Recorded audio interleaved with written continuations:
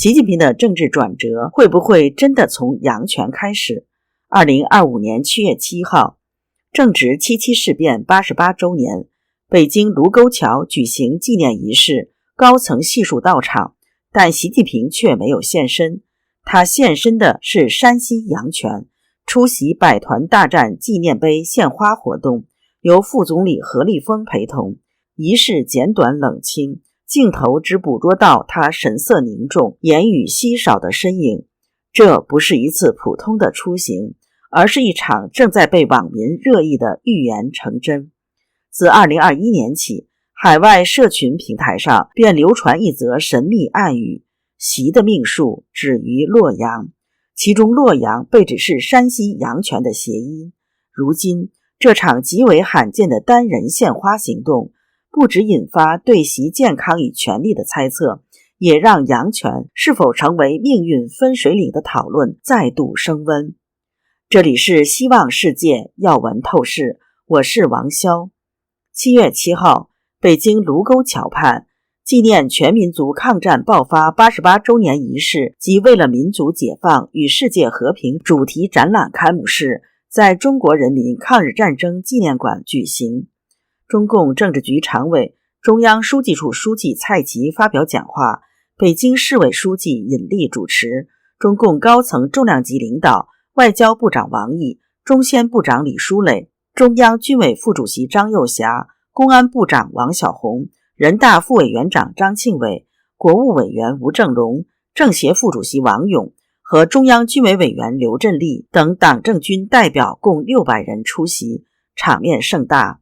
而中共最高领导人习近平却缺席了此次活动。他在亲信中共副总理何立峰的陪同下，和几个当地官员来到偏移豫语的山西省阳泉市，在百团大战纪念碑前举行了孤零零、冷清清的献花仪式。就连一向认为习近平大权在握的胡春华前顾问、自媒体人杜文都感到吃惊。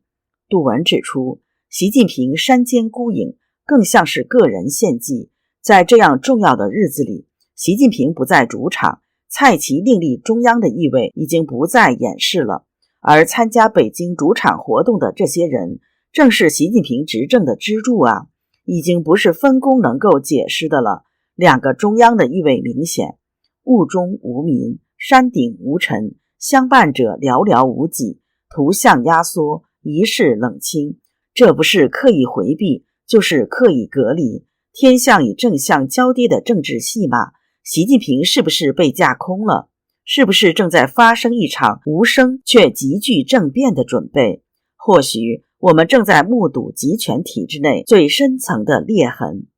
杜文认为，张又侠出场主场，习近平孤身前往山西，这种错位式安排很可能是一次精心安排的实力展示和制衡姿态，表现出中央维持表面团结，而背后的博弈平衡已经趋于极限。后习近平时代的传闻不断出现，被边缘化的团派汪洋、胡春华又不断被盛传，张又侠的影响力不断上升，团派是否卷土重来日益成为舆论的焦点。尽管内中的逻辑不严谨，但这些消息的传播本身就是习近平的权威不再是不可质疑的明证。中共权力金字塔正在悄然震动。账号官场战场观察工作室招明认为，如果习近平仍大权在握，那留在北京卢沟桥开幕的应该是习近平，而不是蔡奇。张又侠应该随侍军委主席习近平左右，而不是跑来给蔡奇捧场。显然蔡奇已经投靠张又侠一边，王小洪也乐得此时与习近平拉开距离，跑到张又侠一边套近乎。网民陈大瑜认为，福建帮在苗华和卫东之后基本上大势已去，蔡奇可以说就是别人的牵线木偶，说张又侠给他站台不对，应该是他们给张又侠站台，这里面权力最大的就是张又侠。这表明张彻底地掌控着北京城和中南海，拥有绝对控制权。张不愿给习背书，所以习只好远走山西，这是习另外一种形式的官宣落马。不过也有另外的一种解读，美国资深时评人兰树认为7·7卢沟桥事变它就是民国政府打的，不是中共打的，而且中共一贯以来的做法就是贪天功为己有，一直说它是主要的这个抗战的胜利的力量，但是这并不是真正的历史所以对于习近平来说，他如果到卢沟桥那个地方去纪念抗战胜利80周年，那就无异于告诉世人他去纪念民国政府抵抗日寇的这一段历史。当然习近平不干他怎么可能去纪念7·7卢沟桥民国军队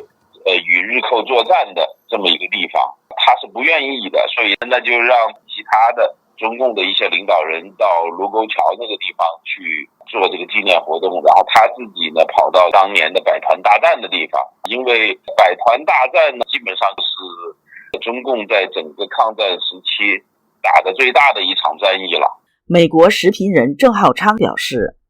这个7·7纪念日比较有意思的是，习近平跑到山西去了结果在献花的时候那当地大雾弥漫嘛，很煞风景。习近平出席这个活动中我还没见过这么扫兴的，比下大雨还糟糕。这种天公不作美呢，其实是有一点暗示，对习近平前途可能迷雾重重的味道。这里还有一个看点，就是中共中央办公厅常务副主任孟祥峰，他两头跑。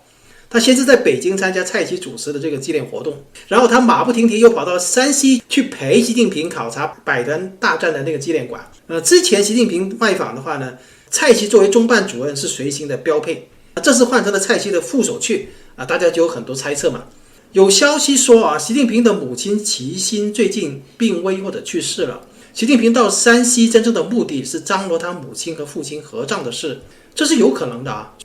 吕奥学者李元华指出，88周年按中国来讲应该是最重大的一个场合，那么缺席，那很有可能就是他大权旁落之后，其他的人不愿跟他同台。这个时间点如果他要没有任何活动，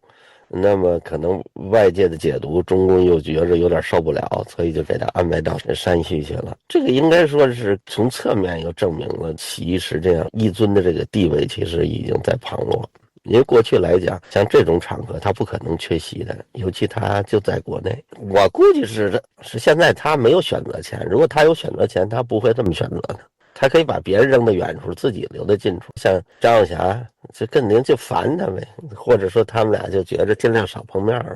自媒体人、小说家认为，今年跟抗战77周年比是降了格调。当年是习近平讲话，中共中央政治局常委俞正声主持；今年是蔡奇讲话，中共北京市委书记尹力主持。应该是中共军方主办的，军方有意降格习近平，切割最高统帅地位，为未来军委人事安排做准备。这次活动剥夺了习近平的统帅象征权，习近平现在是空头司令，他的军权实际上已经名存实亡了。旅居澳洲的反共人士蒋网正7号在 X 平台发帖说，习近平近期会去山西调研，随后将赴陕西省渭南市富平县陶艺村习仲勋陵园。徐远平、齐乔乔、齐安安及家属会提前到位，商议习仲勋齐心合葬事宜。习近平御用风水师也会到场。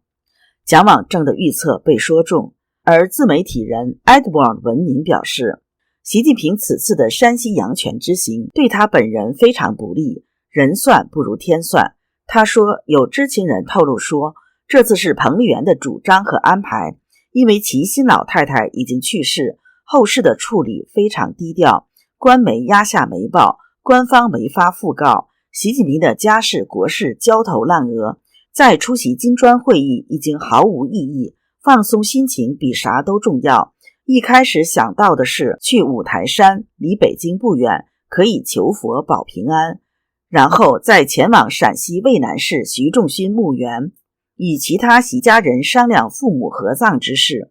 但习近平认为，他以中共总书记之尊去五台山不合适，去阳泉县，那里的清凉寺、摩崖石刻都很灵验，不如以去阳泉县百团大战纪念碑纪念抗战为理由，去那里求平安，同时为老母亲祈福。山西官员信得过，中共山西党委书记唐登杰是习近平在上海主政时的上海市副市长，而中共山西政法委书记张韶华也是山东自己人。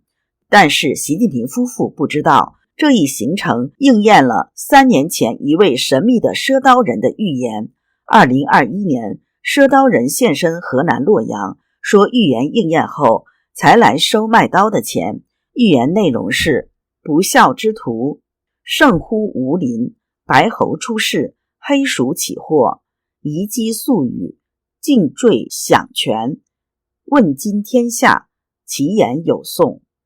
埃德沃尔文明解释说，不孝之徒，圣乎无邻，就是跟父亲不像的那个人将在无邻之地发达。无邻是福建省晋江的一个地名，象征习近平仕途发达之地。白猴出世，黑鼠起祸，不孝之徒在白猴年发达。白猴年即1980年，是习走向仕途的那年。习仲勋也是在这一年被平反。2020年庚子年就是黑鼠年，新冠疫情给习近平自己带来祸患。而遗迹宿语藏有人名密码，宿语合为整体的习字，鸡指首都的近郊，宜指平，合起来就是习近平。